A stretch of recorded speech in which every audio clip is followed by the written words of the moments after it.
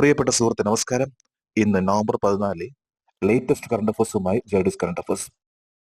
Latest ആയിട്ടുള്ള knowledge നമുക്ക് newspaper വഴി, വെബ്സൈറ്റ് വഴി, അതുപോലെ തന്നെ പല സോഷ്യൽ മീഡിയ വഴി ലഭിക്കുന്നുണ്ട്. ലേറ്റസ്റ്റ് ആയിട്ടുള്ള ഓരോ കാര്യങ്ങൾ നമ്മൾ അപ്ഡേറ്റ് ചെയ്യാൻ ശ്രമിച്ചാൽ നമുക്ക് ഓരോ കോമ്പറ്റീഷനിലും എവിടെയും നമുക്ക് നന്നായിട്ട് പെർഫോം ചെയ്യാൻ സാധിക്കും. ഇന്ന് നവംബർ 14 ലേറ്റസ്റ്റ് കറണ്ട് അഫേഴ്സുമായി ജേഡിസ് കറണ്ട് അഫേഴ്സ്. നമുക്ക് ഇന്നത്തെ കറണ്ട് അഫേഴ്സിലേക്ക് പോകാം. ഒരു ഹെഡ്ലൈൻ ആണ്: state library council award declared. M Leelavathi wins IV Das award for overall contribution. സംസ്ഥാന ലൈബ്രറി കൗൺസിൽ അവാർഡുകൾ പ്രഖ്യാപിച്ചു. എം ലീലാവതി IV സമഗ്ര സംഭാവനകൾക്കുള്ള ദാസ് അവാർഡ് സ്റ്റേറ്റ് ലൈബ്രറി കൗൺസിലിന്റെ അവാർഡാണ് പ്രഖ്യാപിച്ചിട്ടുള്ളത്. നമുക്കിതിന്റെ ഡീറ്റെയിൽസിലേക്ക് പോകാം. സാഹിത്യത്തിലെ മൊത്തത്തിലുള്ള സംഭാവനകൾക്കുള്ള IV ദാസ് അവാർഡ് 2024 നേടിയത് ആരാണ്? Doctor M Leelavathi. Doctor M ലീലാവതിക്കാണ് ലേറ്റസ്റ്റ് ആയിട്ടുള്ള ഒരു അവാർഡ്, അതായത് IV ദാസ് അവാർഡ്. ഇത് സാഹിത്യത്തിലെ മൊത്തത്തിലുള്ള സംഭാവനയ്ക്കാണ് IV Das award doctor M ലീലാവതിക്ക് നൽകി ആദരിക്കുന്നത്. സാഹിത്യത്തിലെ സമഗ്ര സംഭാവനകൾക്കുള്ള IV ദാസ് അവാർഡ് നൽകുന്ന സ്ഥാപനം ഏതാണ്? Kerala state library council. ഇപ്പൊ കേരള സ്റ്റേറ്റ് ലൈബ്രറി കൗൺസിലിന്റെ ഒരു അവാർഡ് ആണ് IV ദാസ് അവാർഡ്. ഇത് ഈ പ്രാവശ്യം ലഭിച്ചിട്ടുള്ളത് എം ലീലാവതിക്കാണ്. 50 വർഷത്തിലേറെ പഴക്കമുള്ള കേരള സ്റ്റേറ്റ് ലൈബ്രറി കൗൺസിലിന്റെ മികച്ച ലൈബ്രറി അവാർഡ് 2024 ഏത് ലൈബ്രറിയാണ് നേടിയത്? സന്മാർഗദായിനി യുവജന ഗ്രന്ഥശാല, കാട്ടമ്പള്ളി, കൊല്ലം. സന്മാർഗദായിനി യുവജന ഗ്രന്ഥശാല, കാട്ടമ്പള്ളി, കൊല്ലത്തിനാണ് ഈ പ്രാവശ്യത്തെ 50 വർഷത്തിലേറെ പഴക്കമുള്ള കേരള സ്റ്റേറ്റ് ലൈബ്രറി കൗൺസിലിന്റെ മികച്ച ലൈബ്രറി അവാർഡ് ലഭിച്ചിട്ടുള്ളത്. കൊല്ലം കാട്ടമ്പള്ളിയിലുള്ള സന്മാർഗദായിനി യുവജന ഗ്രന്ഥശാല 2024 കേരള സ്റ്റേറ്റ് ലൈബ്രറി കൗൺസിലിന്റെ മികച്ച ലൈബ്രറി ആക്ടിവിസ്റ്റ് അവാർഡ് ആർക്കാണ് ലഭിച്ചത്? പൊൻകുന്നം സയ്യിദ്. കേരള സ്റ്റേറ്റ് ലൈബ്രറി കൗൺസിലിന്റെ അവാർഡ് ആണ് ഇപ്പോൾ പറഞ്ഞിട്ടുള്ളത്. ഇതിൽ പൊൻകുന്നം സയ്യിദ് ആണ് the best library activist award നേടിയിട്ടുള്ളത്. 50 വർഷം പഴക്കമുള്ള ലൈബ്രറി എന്ന് പറയുമ്പോൾ അതിൽ കൊല്ലം കാട്ടമ്പള്ളിയിലുള്ള സന്മാർഗദായനി യുവജന ഗ്രന്ഥശാലയും ഡോക്ടർ എം ലീലാവതിക്ക് IV ദാസ് അവാർഡും ലഭിച്ചു. ഇത് കേരളവുമായി ബന്ധപ്പെട്ട ഒരു ന്യൂസ് ആണ്. മറ്റൊരു ഹെഡിംഗ് ആണ്: exercise Antariksha Abhyas 2024 to enhance strategic readiness in space warfare. ബഹിരാകാശ യുദ്ധത്തിൽ തന്ത്രപരമായ സന്നദ്ധ വർദ്ധിപ്പിക്കുന്നതിന് അന്തരീക്ഷ അഭ്യാസ് 2024. ലേറ്റസ്റ്റ് ആയിട്ടുള്ള ഒരു കറണ്ട് അഫേഴ്സ് ആണിത്. എക്സസൈസ് അന്തരീക്ഷ അഭ്യാസ് 2024.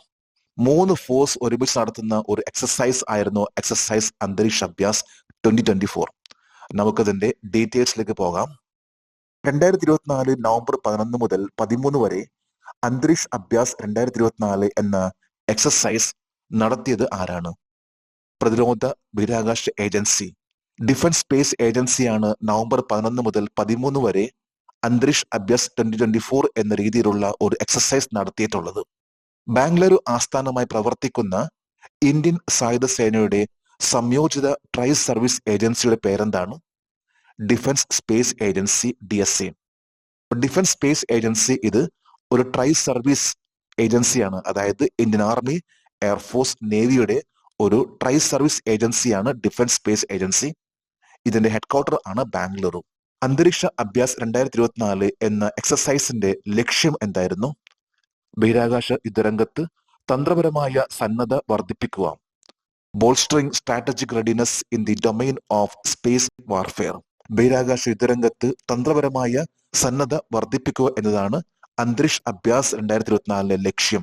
അടുത്തൊരു വാർ എന്ന് പറയുമ്പോൾ അത് സ്പേസ് വാർ ആയിരിക്കുള്ളൂ. ഇതിനെ നമുക്ക് എങ്ങനെ പ്രൊട്ടക്ട് ചെയ്യാം എന്ന രീതിയിലുള്ള ഒന്നായിരിക്കുള്ളൂ ഇനി വരാൻ പോകുന്ന സ്പേസ് വാർ.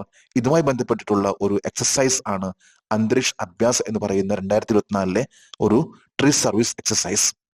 ഇന്ത്യയിൽ ഡിഫൻസ് സ്പേസ് ഏജൻസി സ്ഥാപിതമായത് എപ്പോഴാണ്? 2019. 2019 ഡിഫൻസ് സ്പേസ് ഏജൻസി സ്ഥാപിതമായിട്ടുള്ളത്. ഇതിന്റെ ഹെഡ്ക്വാർട്ടർ ആണ് ബാംഗ്ലൂരു. മറ്റൊരു ന്യൂസ് ഹെഡിംഗ് ആണ്: Indian Navy launches Sea Vigil 24, largest ever coastal defence exercise. Indian നാവികസേന സീ വിജിൽ 24 എക്കാലത്തെയും വലിയ തീരദേശ പ്രതിരോധ അഭ്യാസം ആരംഭിച്ചു. നമുക്കതിന്റെ ഡീറ്റെയിൽസിലേക്ക് പോകാം. സീ വിജിൽ 24 ഏത് രാജ്യത്തിന്റെ നാവികാഭ്യാസമാണ്? Indian navy.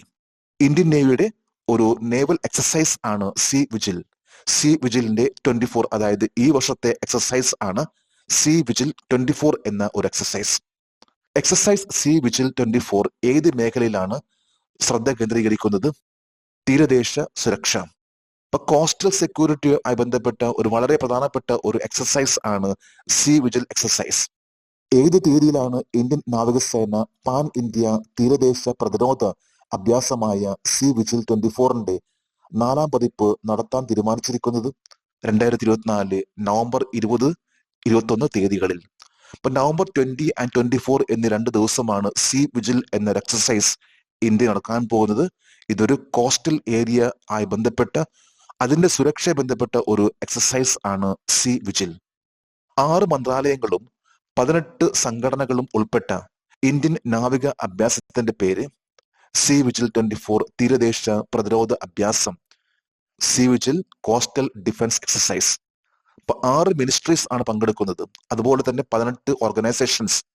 ഇന്ത്യയുടെ കോസ്റ്റൽ ഏരിയയെ ബന്ധപ്പെട്ട ഒരു വലിയൊരു എക്സസൈസ് ആണ് സി വിജിൽ എക്സസൈസ്. ഇതിൽ മറ്റു രാജ്യങ്ങൾ ഒന്നും പങ്കെടുക്കുന്നില്ല, കേവലം ഇന്ത്യയും ഇന്ത്യയിലെ 6 മിനിസ്ട്രീസ്, അതായത് 6 മന്ത്രാലയങ്ങൾ പങ്കെടുക്കുന്ന ഒരു വലിയൊരു എക്സസൈസ് ആണ്. മറ്റൊരു ന്യൂസ് ഹെഡിംഗ് ആണ് international trade fair 2024 in Delhi from November 14. അന്താരാഷ്ട്ര വ്യാപാരമേള 2024 നവംബർ 14 മുതൽ ഡൽഹിയിൽ. അപ്പൊ ഡൽഹിയിൽ നടക്കാൻ പോകുന്ന ഒരു വലിയൊരു മേളയാണ് ഇന്റർനാഷണൽ ട്രേഡ് ഫെയർ. ഇത് നവംബർ 14, അതായത് ഇന്ന് ആരംഭിക്കുകയാണ്. നമുക്കതിന്റെ ഡീറ്റെയിൽസിലേക്ക് പോകാം.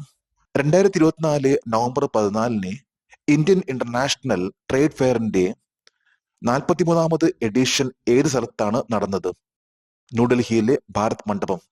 ഇപ്പൊ 43ാമത്തെ എഡിഷൻ ആണ് ഇപ്പോൾ നടക്കുന്ന ഇന്ത്യ ഇന്റർനാഷണൽ ട്രേഡ് ഫെയർ. ഇത് നടക്കുന്നത് ന്യൂഡൽഹിയിലെ ഭാരത് മണ്ഡപം ആണ്. ഇന്ന് ന്യൂഡൽഹിയിലെ മിക്കവാറും എല്ലാ കോൺഫറൻസും നടക്കുന്ന ഒരു കോൺവെൻഷൻ ഹാൾ ആണ് ഭാരത് മണ്ഡപം. ഇവിടെയാണ് 43ാമത്തെ India international trade fair November 14, അതായത് ഇന്ന് ആരംഭിക്കുന്നത്. ഇന്ത്യ ഇന്റർനാഷണൽ ട്രേഡ് ഫെയറിന്റെ 43ാമത് പതിപ്പിന്റെ തീം എന്താണ്? ഇപ്പോൾ ഓരോ പ്രോഗ്രാമിനും ഒരു ലക്ഷ്യം അല്ലെങ്കിൽ ഒരു തീം ഉണ്ടാകും. ഇപ്പൊ 43ാമത്തെ ഇന്ത്യ ഇന്റർനാഷണൽ ട്രേഡ് ഫെയറിന്റെ തീം ആണ് വികസിത് ഭാരത് ഇൻ 2047. 2047 വികസിത് ഭാരത് എന്ന തീം ആണ് ഇപ്പോൾ ഈ പ്രാവശ്യത്തെ തീം. 2047 ആകുമ്പോഴേക്കും ഇന്ത്യ ഒരു ഡെവലപ്ഡ് കൺട്രി എന്ന ലക്ഷ്യമാണ് ഈ ഒരു തീം കൊണ്ട് ഉദ്ദേശിക്കുന്നത്. ഇന്ത്യ ഇന്റർനാഷണൽ ട്രേഡ് ഫെയറിന്റെ 43ാമത് എഡിഷനിൽ ശ്രദ്ധ കേന്ദ്രീകരിക്കുന്ന സംസ്ഥാനം ഏതാണ്? ജാർഖണ്ഡ്. അപ്പൊ ഏറ്റവും കൂടുതൽ ഫോക്കസ് ഏരിയ നൽകുന്ന ഒരു സംസ്ഥാനം എന്ന് പറയുമ്പോൾ ജാർഖണ്ഡ് ആണ്. 43ാമത്തെ എഡിഷൻ, അതായത് ഇപ്പോൾ നടക്കാൻ പോകുന്ന നവംബർ 14 ഈ ഒരു ട്രേഡ് ഫെയർ. ഇതിലെ പാർട്ട്നേഴ്സ് സ്റ്റേറ്റ് ആണ് ബീഹാറും യു പിയും. അപ്പൊ യു പി, ബീഹാർ ഇതിലെ പാർട്ട്നർ സ്റ്റേറ്റും ഫോക്കസ് ഏരിയ എന്ന് പറയുന്ന ആ സംസ്ഥാനം ഇത് ജാർഖണ്ഡ് ആണ്. ഇന്ത്യ ഇന്റർനാഷണൽ ട്രേഡ് ഫെയറിന്റെ ആദ്യ പതിപ്പ് ഏത് വർഷത്തിലാണ് നടത്തിയത്? 1980. 1980 ഇന്ത്യ ഇന്റർനാഷണൽ ട്രേഡ് ഫെയർ ആരംഭിച്ചിട്ടുള്ളത്. ഈ പ്രാവശ്യം 43ാമത്തെ ഇന്ത്യ ഇന്റർനാഷണൽ ട്രേഡ് ഫെയർ ആണ് ന്യൂഡൽഹിയിൽ നവംബർ 14 ആരംഭിക്കുന്നത്, അതായത് ഇന്ന്. മറ്റൊരു ന്യൂസ് ഹെഡിംഗ് ആണ് Arvinder Singh Shani will be the new chairman of the Indian oil corporation. Indian oil കോർപ്പറേഷന്റെ പുതിയ ചെയർമാനാകും അരവിന്ദർ സിംഗ് സാനി. ഇതൊരു കറണ്ട് അഫയേഴ്സ് ആണ്. അപ്പോയിന്റ്മെന്റ് ആയിട്ട് ബന്ധപ്പെട്ട ഒരു കറണ്ട് അഫയേഴ്സ് ആണ്. ഇന്ത്യൻ ഓയിലിന്റെ പുതിയ ചെയർമാൻ ആയിട്ട് അരവിന്ദർ സിംഗ് ഷാനി. നമുക്കിതിന്റെ ഡീറ്റെയിൽസിലേക്ക് പോകാം. 2024 നവംബർ 13 മുതൽ ഇന്ത്യൻ ഓയിൽ കോർപ്പറേഷന്റെ പുതിയ ചെയർമാനായി നിയമിതനായത് ആരാണ്? അരവിന്ദർ സിംഗ് സാനി. ലേറ്റസ്റ്റ് ആയിട്ടുള്ള അപ്പോയിന്റ്മെന്റ് ആണ് ഇന്ത്യൻ ഓയിൽ കോർപ്പറേഷന്റെ. ഇതിൽ അരവിന്ദർ സിംഗ് സാനിയാണ് നവംബർ 13, അതായത് ഇന്നലെ മുതൽ IOCയുടെ ചെയർമാൻ ആയിട്ടുള്ളത്. ഇന്ത്യയിലെ ഏറ്റവും പഴയ റിഫൈനറി ഏതാണ്? ദിഗ്ബോയ് റിഫൈനറി. ഇന്ന് ഇന്ത്യയിലെ ഏറ്റവും പഴയ റിഫൈനറിയാണ് ദിഗ്ബോയ്. 1880 ആസാമിൽ ദിഗ്ബോയ് റിഫൈനറി അത് കണ്ടുപിടിച്ചിട്ടുള്ളതും. അതിനുശേഷം 1901 ഇത് കമ്മീഷൻ ചെയ്തു. അപ്പൊ ഇന്ത്യയിലെ ഏറ്റവും പഴയ റിഫൈനറി എന്ന് പറയുമ്പോൾ അത് ആസാമിലെ ദിഗ്ബോയ് റിഫൈനറിയാണ്. ഇന്ത്യയിലെ ഏറ്റവും വലിയ എണ്ണ കമ്പനി ഏതാണ്? Oil and natural gas corporation limited, ONGC. ONGC ആണ് ഇന്ത്യയിലെ the largest oil company in India. ONGCയുടെ ചെയർമാനും ചീഫ് എക്സിക്യൂട്ടീവ് ഓഫീസറും ആരാണ്? അരുൺകുമാർ സിംഗ്.